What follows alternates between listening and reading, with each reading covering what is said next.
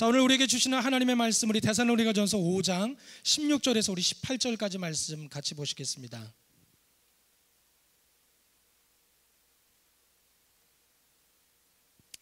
자, 데살로니가전서 5장 16절에서 18절까지 말씀, 너무 짧아서 다들 많이 외우시는 말씀일 텐데요, 같이 한번 읽어볼까요?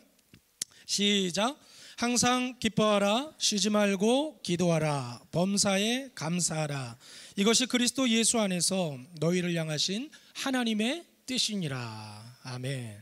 자, 짧은 말씀이니까 한번 외워볼까요? 괜찮으시겠죠? 네, 한번 외워보겠습니다. 시작. 항상 기뻐하라, 쉬지 말고 기도하라, 범사에 감사하라, 이것이 그리스도 예수 안에서 너희를 향하신 하나님의 뜻이니라. 아멘. 자, 우리가 늘 하나님의 뜻대로 살기를 원하는데 정말 정확하게 하나님이 우리에게 원하시는 뜻이 무엇인지를 이 짧은 말씀을 통해 우리에게 들려주셨습니다. 오늘도 그런 하나님의 음성을 여러분들이 들으시기를 축원합니다.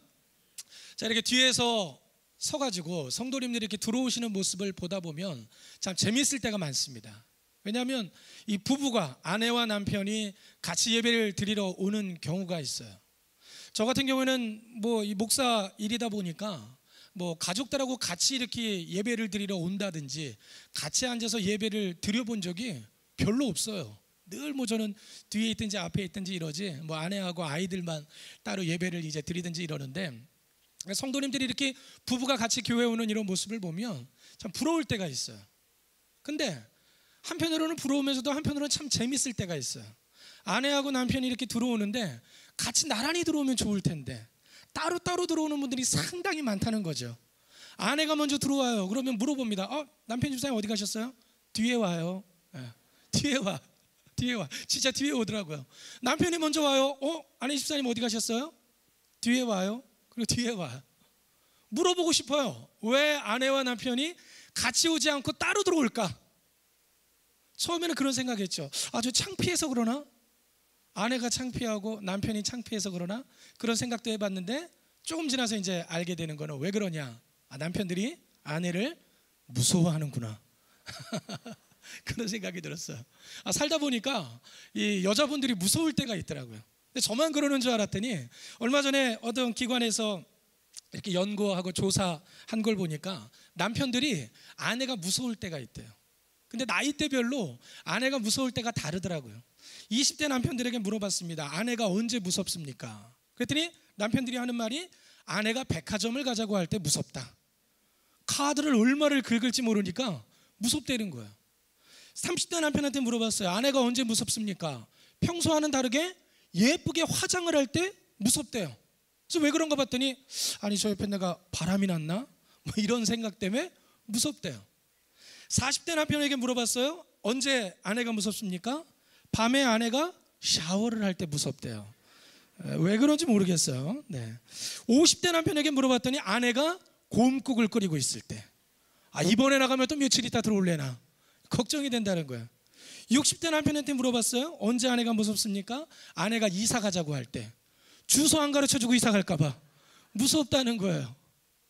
70대 남편들에게 물어봤더니 아내가 갑자기 산에 같이 가자고 할 때, 현대판 고려장 산에다 버리고 올까봐 아내가 무섭대요. 80대 남편에게 물어봤어요. 언제 아내가 무섭습니까? 아내가 혼자 목공소에 갔을 때, 내 관을 짜러 갔나? 여러분들은 언제 여러분들의 아내가 무서운지 모르겠어요. 바라기는 따로따로 들어오지 마시고 같이 들어오시면 더 큰 하나님의 은혜가 임하게 되어질 줄로 믿습니다. 우리 옆에 분에게 한번 인사해 볼까요? 동행하는 것이 아름답습니다. 같이 걷는 게 얼마나 좋은지 몰라요. 같이 걷는 게. 이번 11월 한 달 동안에 우리 예배 주제가 최고의 가치, 감사라는 그런 주제를 가지고 저희가 예배를 지금 드리고 있는데, 올 한 해 여러분들 하나님께 얼마나 감사할 제목들이 많으십니까? 하나님이 우리에게 건강도 주시고 또 주신 것들이 얼마나 많은지 몰라요. 근데 저도 지난 1년의 삶을 가만히 돌아보았을 때 제일 감사한 제목이 무엇이 있을까 생각을 해보니까 하나님께서 여기까지, 오늘 이 순간까지 나와 함께 하시고 매 순간순간을 이겨나갈 수 있는 힘과 은혜를 주신 것이 얼마나 감사한지 몰라요. 우린 그런 하나님을 동행하시는 하나님이라고 이야기하는 거죠. 하나님은 언제나 저와 여러분들과 함께 동행하시는 우리 하나님이신 줄로 믿습니다. 하나님께서 여기까지 우리를 인도해 주시고 도와주셨다. 네 글자로 뭐라 그래요? 뭐라 그래요? 에베네셀. 그렇죠. 아시는 분들은 아시죠? 에베네셀. 하나님께서 여기까지 우리를 도와주셨다라는 그런 뜻이죠. 여기까지라는 건 시간적인 의미, 여기까지도 있고 장소적인 의미, 여기까지의 의미도 있는 겁니다. 오늘 하나님께서 오늘 이 순간까지, 이 자리까지 우리를 도와주시고 우리를 인도해 주신 에베네셀의 하나님이신 줄로 믿습니다. 제가 사랑하는 분들한테 가끔가다 책 선물을 할 때가 있는데, 요즘 제가 주로 이제 선물하는 책 가운데 하나가 옛날에 많은 그 베스트셀러가 됐던 책 가운데 누가 내 치즈를 옮겼을까라는 책이 있습니다. 이 책의 저자가 스펜서 존슨이라는 분인데, 이분이 쓰신 책 가운데 선물이라는 책이 있어요. 선물하는데 책 제목이 선물이니까 얼마나 좋아요, 그죠? 책 선물 싫어하는 분들도 있는데, 집사님 선물이에요 그리고 줬는데 애게 책이야 하고 봤더니 책 제목이 선물이야. 진짜 선물이야. 그래서 제가 이 책 선물을 많이 하는데, 이 책에 보면은 그런 내용이 나오는 거예요. 선물, 우리말로는 선물인데 영어 원래 책 제목은 더 프레젠트라고 하는 뜻이 있습니다. 영어 단어 프레젠트 무슨 뜻이에요? 선물, 제가 금방 얘기했잖아요. 선물이라고, 그죠? 선물이라는 뜻이 있고, 사전을 찾아보면 또 다른 뜻이 있어요. 어떤 뜻이 있냐? 현재, 지금, 그런 뜻이 있다는 거죠. 이 책의 내용이 두꺼운데 내용을 읽어보면 한마디로 그런 거예요. 영어 문장으로 하자면 Present is the present. 선물은 지금 현재다. 지금 이 순간, 우리가 살고 있는 이 순간이 하나님께서 우리에게 주신 최고의 선물이고, 지금 우리가 살고 있는 지금 이 현재가 하나님께서 우리에게 주신 가장 큰 축복이다라는 것이 바로 그 책의 주된 내용이에요.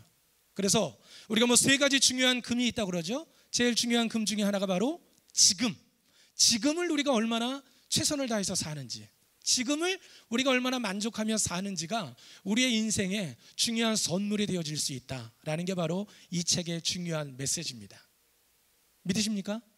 바로 지금, 여러분들이 살고 있는 지금 현재가 오늘 이 자리에 내가 앉아서 예배를 드릴 수 있고, 오늘 내가 병원이 아니라 교회에 앉아 있고, 내가 세상에 헛된 자리가 아니라 하나님께 찬양하는 자리에 앉아 있다는 지금 이 자체가 얼마나 큰 하나님의 은혜인가를 깨닫고 이것을 선물로 여기고 축복으로 여기는 그런 저와 여러분들이 되시기를 간절히 축원합니다. 물론 지금 이 순간에도 마음이 굉장히 불편하고 마음이 어려우신 분들도 계실 거예요. 에베네셀의 하나님이라고 그래서 하나님께서 여기까지 우리를 도와주셨다고 하니까 올 한 해 가만히 돌아봤을 때 아무런 문제도 없고 근심도 없었던 사람들은 그렇게 쉽게 고백할 수 있겠죠. 아, 하나님은 에베네셀의 하나님이시다. 여기까지 나를 도와주셨다.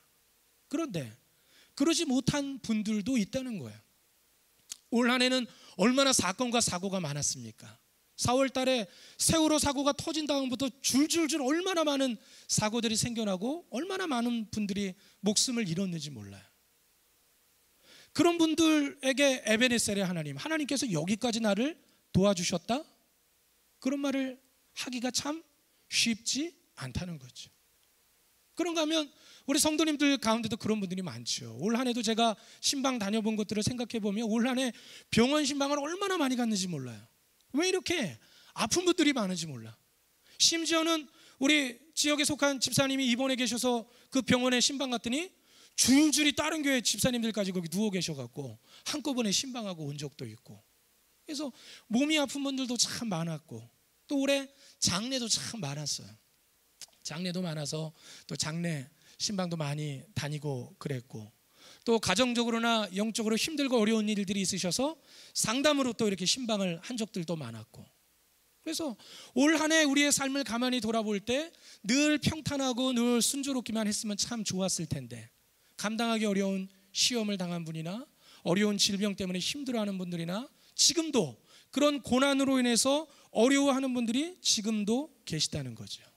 바라기는 그런 분들에게도 Present is the present. 선물은 지금이다. 지금.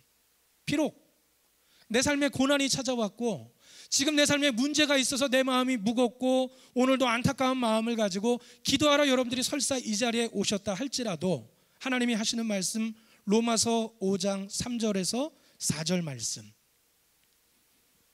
한번 읽어볼까요? 시작. 다만 이뿐 아니라 우리가 환난 중에도 즐거워하나니 이는 환난은 인내를, 인내는 연단을, 연단은 소망을 이루는 줄 알미로다. 아멘. 믿는 사람들이 믿지 않는 사람들과 다른 것이 무엇입니까? 믿지 않는 사람들은 환난으로 인해서 즐거워해요. 환난으로 인해서 괴로워하고 힘들어하죠. 하지만 우리 믿는 사람들은 오늘 말씀처럼 우리는 환난 중에도 즐거워해야 된다. 왜냐하면 환난은 우리에게 인내를 시험해주고 또 인내는 우리에게 연단을 가져다주고 연단은 결국 소망을 우리에게 가져다 줄 것이기 때문이라는 거죠. 그래서 제가 늘 목회가 한편으로는 힘들고 어려우면서도 감사한 것은 고난을 당하신 분들, 환난을 당하신 분들을 위해서 기도해드리고 말씀으로 그들을 권면했을 때 그들이 결국엔 믿음으로 성도님들이 그 고난을 이겨나가시고 결국에는 소망으로 또 감사로 모든 고난의 문제를 이겨내시는 모습을 보면 얼마나 이 목사라는 이 일이, 이 사역이 얼마나 감사하고 보람이 있는지 몰라요. 오늘도 혹여 여러분들 가운데 어려운 고난이 있으시고 문제가 있고 마음에 답답한 그런 마음이 있으신 분들도 오늘 그 환난에 매여 있는 것이 아니라 그것이 나중에 변해서 소망이 될 거라는 사실을 여러분들이 꼭 믿으시고 이 시간에는 그저 모든 것이 다 감사합니다. 하나님 앞에 감사로 마무리할 수 있는 귀한 시간이 되시기를 주님의 이름으로 간절히 축원합니다. 요즘 TV나 매스컴에서 많이 화두가 되고 있는 말이 있어요. 그래서 오늘 제가 설교 제목도 그렇게 붙여봤는데 오늘 설교 제목이 뭔지 아십니까 혹시? 당신은 어떤 체질이십니까? 한번 옆에 분에게 한번 물어보세요. 당신은 어떤 체질이십니까? 그럼 조금 이제 들어서 아는 분들은 뭔가 얘기하는 분이 있겠죠. 나는 태양인입니다. 나는 뭐 태음인입니다. 또 팔체질하는 분 나는 목양인입니다. 목음인입니다. 뭐 자기 체질 말하는 분들도 있을 거예요. 근데 이 시간은 그런 체질이 아니라 요즘 시대가 그 웰빙 시대다 보니까 이 체질 개선에 대한 얘기들이 굉장히 많은 거예요. 다이어트 할 때도 체질 개선을 해야 된다. 건강하게 살려면 뭐 이 체질 개선을 해야 되는데 해독 주스를 마셔야 된다. 렌틸 콩을 먹어야 된다. 뭐 여기 몸에 좋은 뭐 여러 가지 5대 건강식을 먹어야지 뭐 체질이 개선된다. 뭐 이런 얘기들이 굉장히 많이 나와요. 웰빙이 뭐예요? 잘 먹고 잘 사는 거, 건강하게.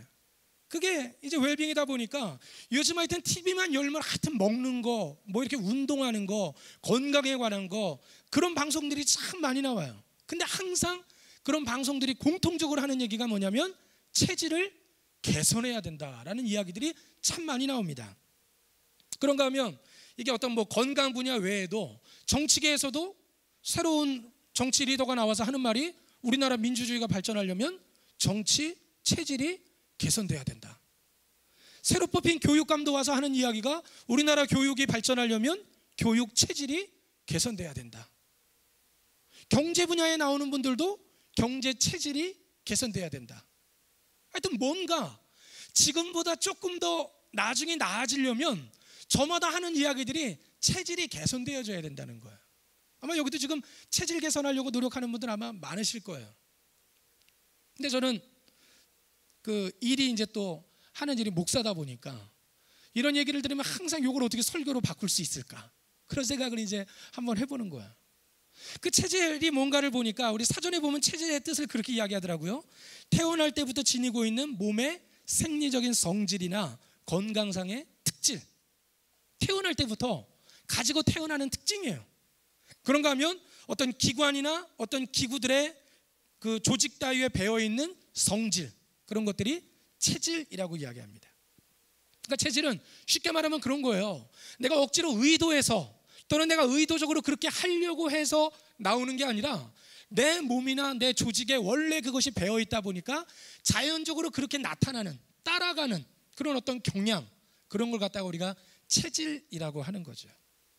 쉽게 그 체질을, 자기의 체질을 테스트하는 방법 가운데 오링 테스트라고 있는데 혹시 들어보셨습니까? 오링 테스트? 어떻게 하는 거예요? 자기가 손가락을 이렇게 엄지하고 둘째 손가락에 쥐는 거죠. 그러면 다른 사람이 그걸 막 피는 거예요.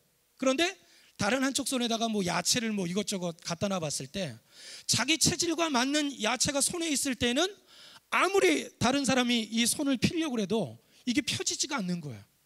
그런데 내 몸에 맞지 않는 야채가 이 손에 들어오면 아까까지 그렇게 안 풀려졌던 이 오링이 쉽게 떨어져 버리는 거죠.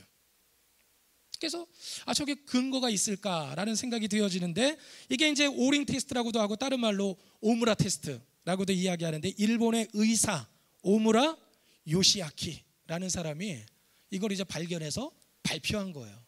그러니까 그냥 막 만들어진 게 아니라 유명하신 의사 선생님이 만든 거니까 뭔가 근거가 있는 거죠. 원래는 1970년대 뉴욕의 의과대학에서 이게 이제 처음에 연구가 되어졌는데, 환자들에게 어떤 약을 쓸 때 그 약이 이 환자에게 맞는지 안 맞는지, 어떤 부작용이 나타날지 안 나타날지를 연구할 때 이 오링 테스트를 썼다고 그러더라고요. 이쪽 손에다가 약을 주는 거예요. 그리고 오링을 잡는 거예요. 그리고 옆에 있는 의사가 손가락을 벌려봐서 쉽게 벌려지면 그 약은 이 환자에게 맞는 게 아니고, 쉽게 벌려지지 않으면 이 약은 이 환자에게 맞는 거구나. 연구를 하다 보니까 확률적으로 이게 뭔가 어떤 통일성이 있더라는 거죠. 그러면서 생긴 게 오링 테스트예요. 그러니까 내가 그렇게 하려고 해서 되는 게 아니에요.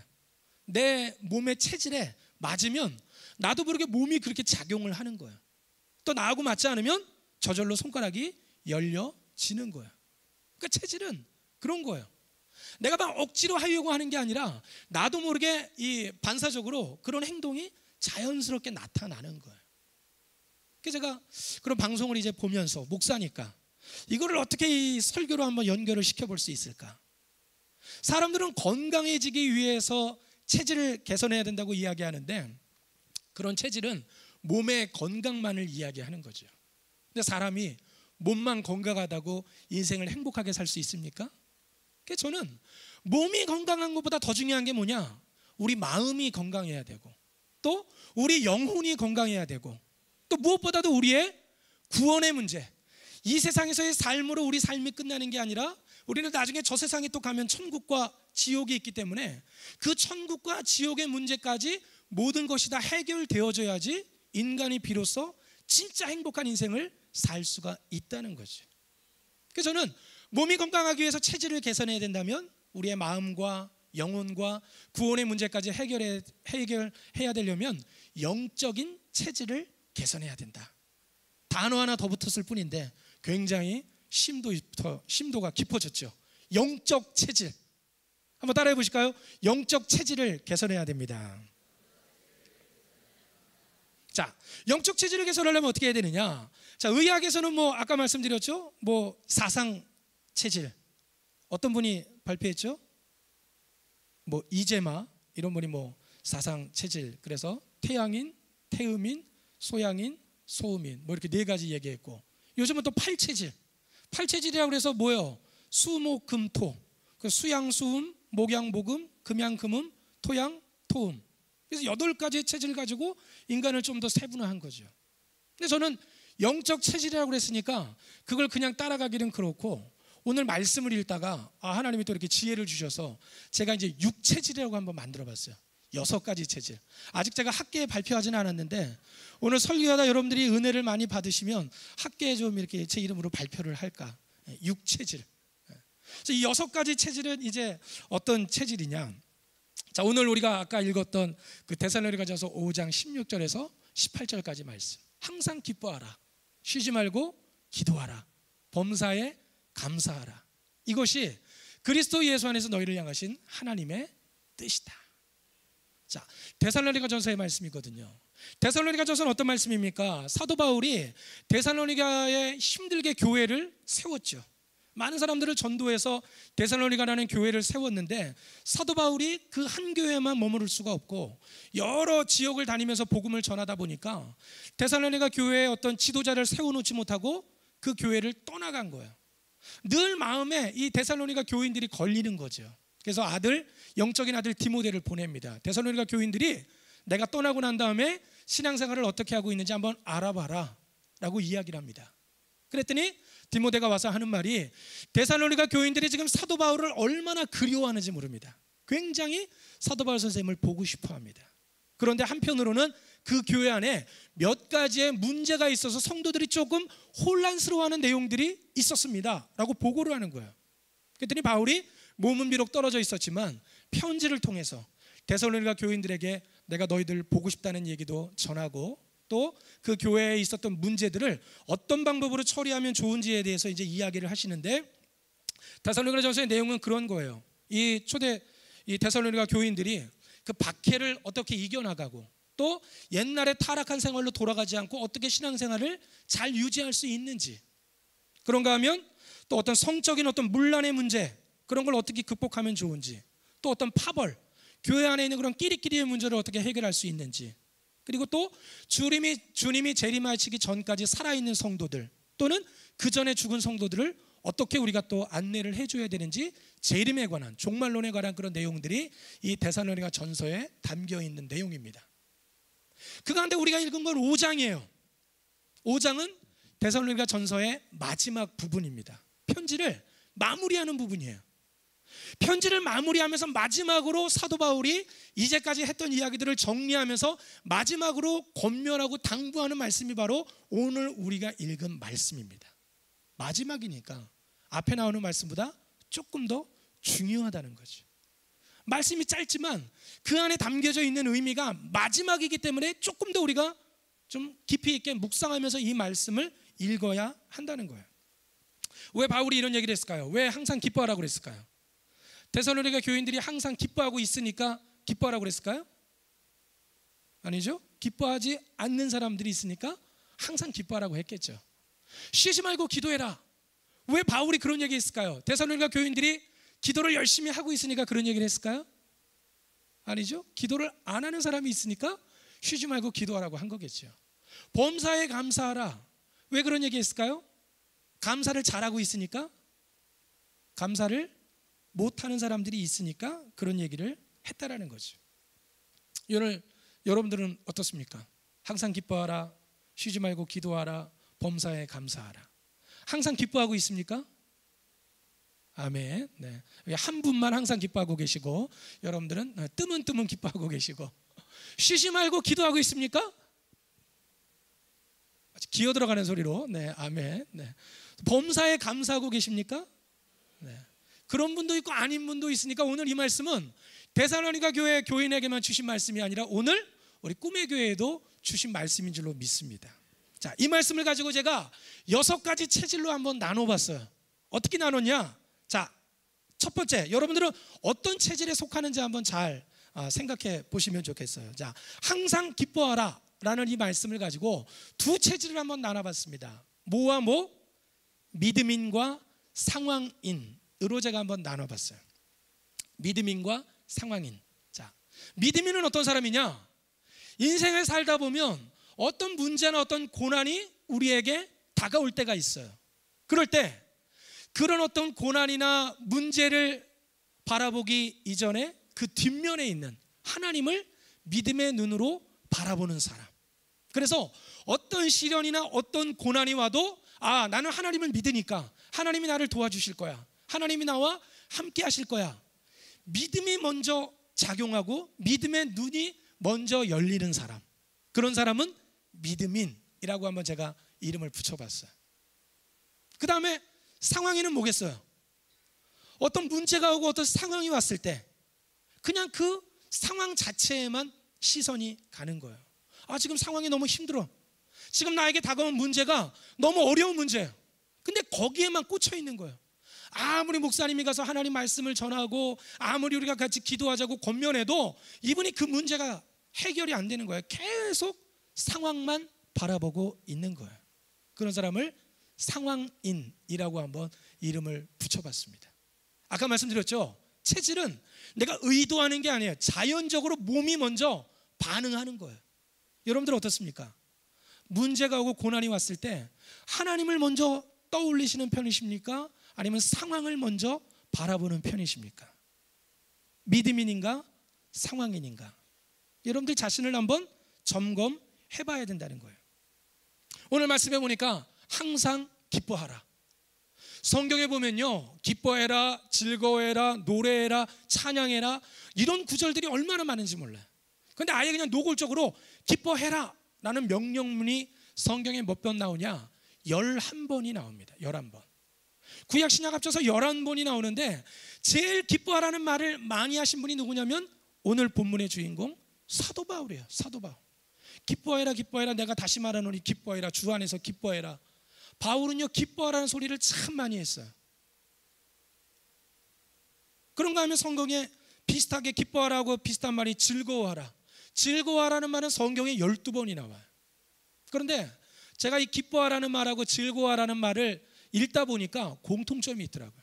어떤 공통점이냐? 자, 바울이 먼저 말씀하신 내용들 한번 보면요, 빌립보서 4장 4절 주 안에서 항상 기뻐하라, 내가 다시 말하노니 기뻐하라.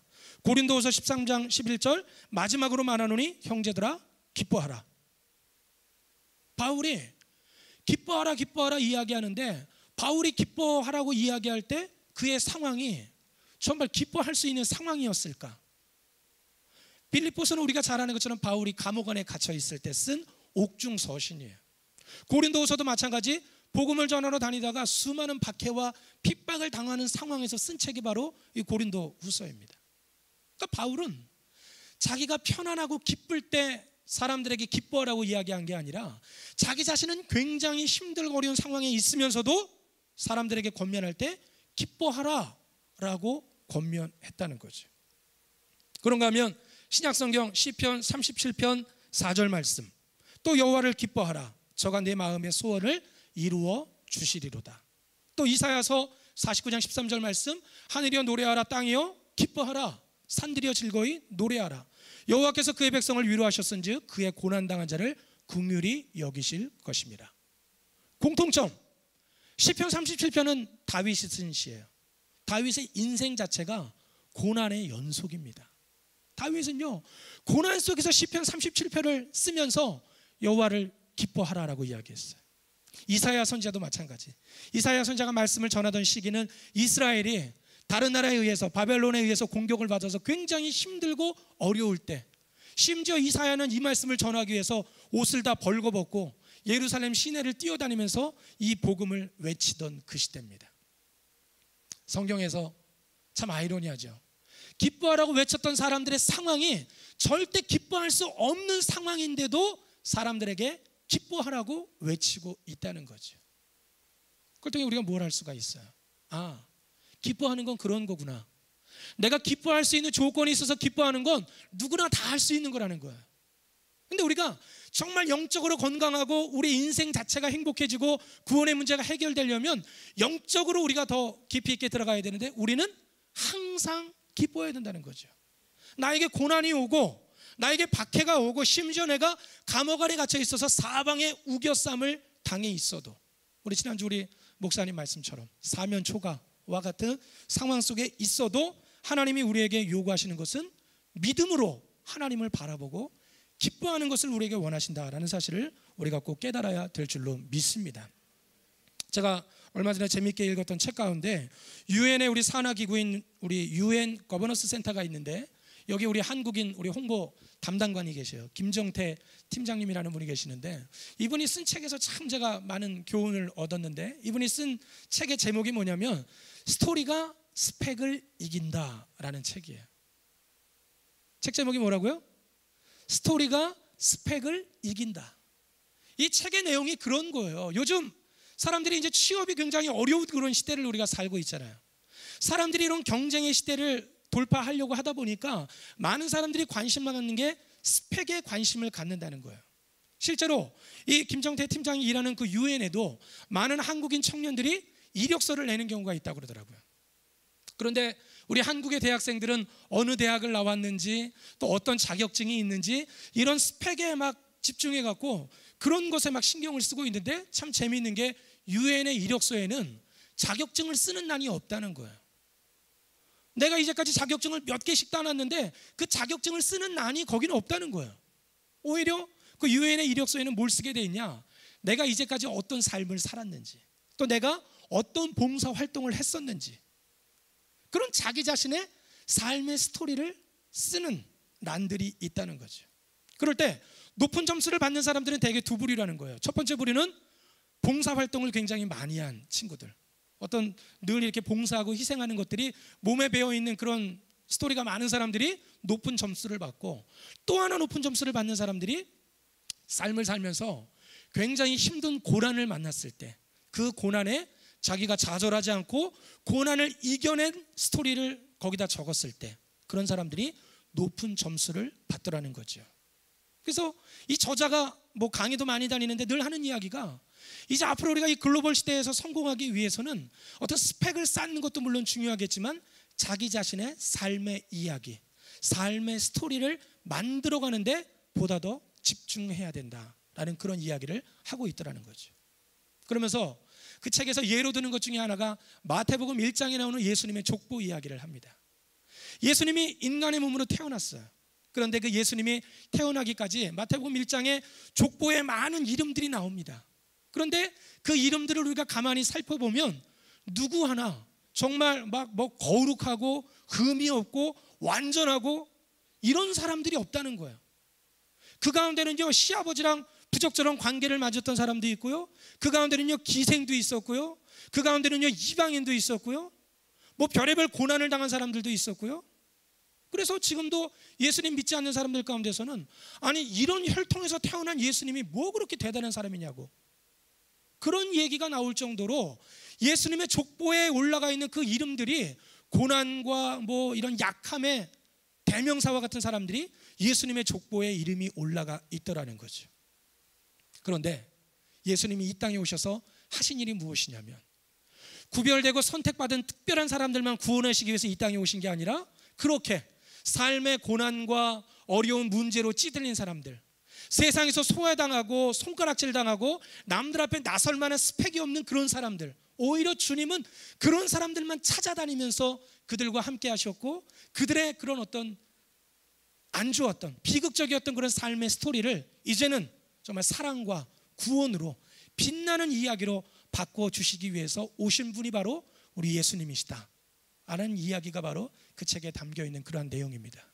오늘도 우리가 인생을 살아가면서 어떤 스펙을 쌓는 것도 물론 중요하겠죠. 근데 더 중요한 것은 지금 나의 삶의 이야기가 어떻게 이 이야기가 흘러가고 있는지.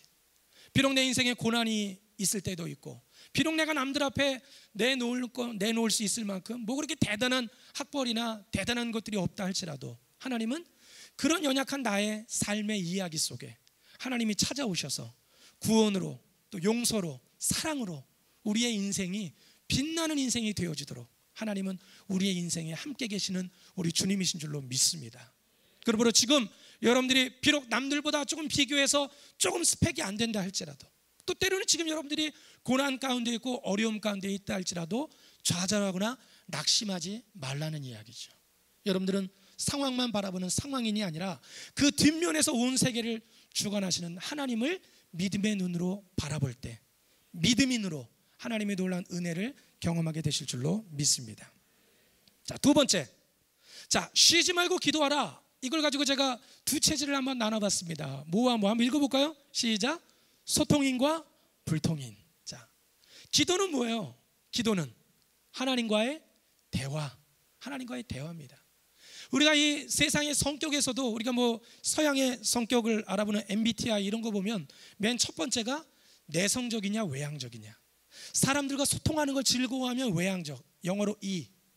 다른 사람들과 소통하는 걸 별로 안 좋아하고 혼자 있는 걸 좋아해, 내성적, 영어로 I. 세상에서도 남들과 소통하는 걸 좋아하는 사람이 있고 그렇지 않은 사람이 있어요. 그런데 영적으로도 하나님과 소통하기를 좋아하는 사람이 있고 그렇지 않은 사람들도 있다는 거죠. 기도, 여러분도 어떻습니까? 기도를 통해 하나님과 대화를 잘 하고 계십니까? 소통하고 계십니까? 아니면 혹시 불통한 채 그냥 살아가시는 분은 안 계십니까? 전도사 때 목사 안수를 받으려면 1년에 한 번씩 시험을 봐야 돼요. 이렇게 필기 시험으로 보는 그 과정 고시가 있고 면접, 목사님들과 면접을 보는 자격 심사가 있거든요. 한 번은 전도사 때 10명의 목사님들이 앉아갖고 저를 제 자격을 테스트하는데 한 목사님이 저한테 질문하시더라고요. 신전도사 하루에 기도를 얼마나 하나 물어보시더라고요. 순간 당황했죠. 저분이 지금 연세 드신 목사님 물어보시는데 내가 하루에 얼마를 기도를 해야 한다고 얘기를 해야 내가 통과할 수 있을까? 괜히 얘기 잘못했다가 떨어지면 목사가 못 되는 거거든요. 그래가지고 뭐라고 얘기를 해야 될까 걱정했는데 그때 이제 제가 전도사 때니까 뭐 새벽 기도 때 뭐 1시간 정도 또 낮에 이렇게 뭐 1시간 정도 대충 한 2시간 정도 기도 그 정도밖에 못할 텐데 왠지 2시간 기도한다 그러면 혼날 것 같아. 그래갖고 하나님께 회개 기도하고 1시간만 더 붙였어. 그래서 한 3시간 기도한다 그러면 괜찮겠지. 왜냐면 바쁘니까. 바쁜데 하루 3시간씩 기도하면 그래도 좀 많이 하는 거 아닙니까? 그래서 제가 저는 하루에 3시간씩 기도합니다. 그리고 대답했죠. 그랬더니 그 목사님 뭐라고 그러셨을까요? 그걸로는 안 돼. 4시간은 해야지. 그러시더라고요. 속으로 저분 내가 4시간 한다고 그랬으면 뭐라고 그랬을까요? 5시간은 해야지. 5시간 한다고 그랬으면 6시간은 해야지. 그랬을 것 같아. 근데 어쨌든 시험이 잘 통과돼서 이제 이렇게 목사 안수를 받았는데, 오늘 우리가 기도를 통해서 하나님께 에너지를 공급받고 힘을 공급받는 거예요. 근데 문제는 뭐예요? 도대체 하루에 얼마나 기도해야 내가 기도를 제대로 했다고 할 수 있고 하나님의 에너지를 충분히 공급받을 수 있을까? 그럼 하루에 몇 시간이나 기도하셔야 됩니까? 하루에 얼마나 해야 돼요? 어떤 분은요, 특별 새벽 기도회 이렇게 여리고 새벽 기도회 하면은 한 10분 있다가 나가시는 분이 있어. 이따가도 금요 기도회 보면 한 10분 만에 나가시는 분이 있어요. 근데 어떤 분은 목사님들보다도 더 늦게 나가시는 분들도 있어요. 도대체 기도는 얼만큼 해야지 맞는 거예요? 어떤 분들은 여기서 차 이용하시는 분들 때문에 종쳐드리면 기도 여기서 그만해야 되나 보다. 그리고 또 차도 안 타고 가시면서 종소리 듣고 나가시는 분도 있어. 얼마를 기도해야 되는 거예요? 하나님은 우리에게 뭐라고 말씀하십니까? 쉬지 말고 기도해라. 하루 24시간 기도해야 된다는 거예요. 쉬지 말고. 우리는요, 기도할 때 내 나름대로 막 정해요. 요거는 기도해도 될 내용, 요 정도는 기도 안 하고도 할 수 있는 내용. 근데 그게 영적인 교만이죠. 이스라엘 민족이 가나안 땅을 향해 들어갈 때 그 견고한 여리고성과의 싸움에서는 어떻게 됐어요? 이겼어요. 그런데 몇십 명만 가면 이길 수 있는 아이성의 싸움은 기도도 안 하고 그냥 나가서 싸웠더니 어떻게 됐어요? 지도라는 거죠. 그러니까 우리 눈으로 볼 때는 기도할 만큼의 대단한 문제, 기도 안 해도 적당히 해결될 작은 문제처럼 보일지 모르지만 하나님의 입장에서 바라볼 때 그렇지 않다는 거예요. 지극히 작은 것 하나까지도 하나님께 맡기고 기도하기를 원하시는 주님이라는 사실을 오늘 우리는 꼭 깨달아야 될 줄로 믿습니다. 나는 과연 어떤 일이 생겼을 때, 어떤 삶의 순간순간 하나님 앞에 먼저 기도가 나오는 소통인인지, 아니면 하나님과 별 관계가 그냥 서먹서먹한 불통인은 아닌지, 우리들 스스로가 우리 자신을 점검하는 우리 모두가 되어야 될 줄로 믿습니다. 마지막 3번째, 범사에 감사하라. 2가지로 나눠봤습니다. 뭐와 뭐? 만족인과 불평인. 매사에 만족하며 사는 사람은 범사에 감사가 나오는 거예요. 그런데 매사에 만족하지 못하고 불평이 먼저 나오는 사람은 감사를 할래야 감사거리가 없는 거예요. 교회도 그렇습니다. 우리 이 얼굴을 보면요, 그 사람이 만족인인지 불평인인지가 금방 나와요. 제가 설교 때도 간혹가다 얘기하는데, 얼굴은 2글자가 합쳐진 거죠. 얼과 굴. 얼은 우리 안에 있는 소울, 안에 있는 마음이에요. 굴은 터널, 구멍이에요. 여러분들의 얼굴을 바라보면 그 안에 기쁨이 있는지, 감사가 있는지, 아니면 불평이 있는지가 금방 나와요. 옆 사람 얼굴 한번 보세요. 그분이 만족인 같아요? 불평인 같아요? 에? 불평이는요, 얼굴에 늘 이 팔자가 여기 아예 거져 있어요. 늘. 또 이 눈에 이게 일자가 거져 있어. 모든 게 만족스럽지가 않은 거야. 불만인 거야. 그러다 보니까 팔자주름, 일자 굳어져 있어요. 요즘 막 체질 개선한다고 TV에 관상에 대한 드라마도 나오고 이러던데, 얼굴 관상 하나만 바꿔도 인생이 바뀐다는 게 그 사람들의 이야기인데, 그게 사실 어떻게 보면 일리가 있는 이야기죠. 우리의 영적인 이 속에 있는 것들이 변화되어야지 우리 인생도 달라질 수 있다는 거죠. 사도 바울은 빌립보서 4장 11절에서 그렇게 이야기합니다. 내가 궁핍함으로 말하는 것이 아니니라 어떤 형편에서든지 나는 자족하기를 배웠노라. 내게 있는 것 때문에 감사하고 내게 있는 것 때문에 만족하면 그거는 오래 갈 수가 없다는 거죠. 설사 정말 우리 하박국 선지자의 고백처럼 무화과 나무에 열매가 없고 외양간에 송아지가 없고 우리의 양떼가 없어도 나의 하나님, 내 삶을 인도하시고 나와 함께 하시는 그 하나님이 나와 함께 하심으로 나는 하나님 때문에 기뻐하고 그 하나님 때문에 만족합니다. 이것이 우리 모두의 고백이 되어야 될 줄로 믿습니다. 6가지 영적 체질을 말씀드렸어요. 맨 첫 번째가 뭐였어요? 믿음이 먼저 작용하는 믿음인이냐, 아니면 상황이 먼저 보이는 상황인이냐. 어떤 일이 닥쳤을 때 하나님을 먼저 찾는 소통인이냐, 아니면 하나님은 뒤로 제껴놓고 나 혼자 살아가는 불통인이냐. 모든 범사에 하나님 앞에 만족하고 감사하는 만족인인지, 아니면 어떤 상황에서도 불평만 먼저 나오는 불평인인지, 여러분들 스스로를 한번 점검하시고 여러분들을 돌아보실 수 있기를 간절히 축원합니다. 렌틸 콩 먹고 해독 주스 먹어도 몸의 체질밖에 안 바뀌어요. 정말 우리가 바뀌어야 될 것은 영적인 체질이 바뀌어야 됩니다. 오늘 우리가 먹어야 될 건 뭐예요? 성령을 받아 먹어야 될 줄로 믿습니다.